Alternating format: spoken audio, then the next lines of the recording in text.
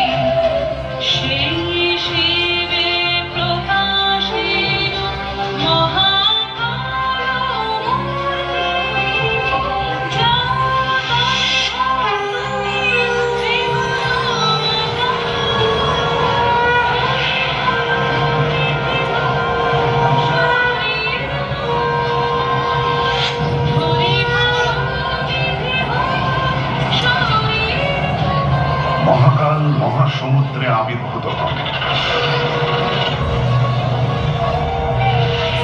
এবং 3 ভাগে বিভক্ত হয়ে ব্রহ্মা, বিষ্ণু ও মহেশ্বরের রূপ ধারণ করেন। এই প্রকারে দেবী আদ্যাশক্তি মহাকালের মধ্য দিয়ে সৃষ্টি করেন ত্রিদেব।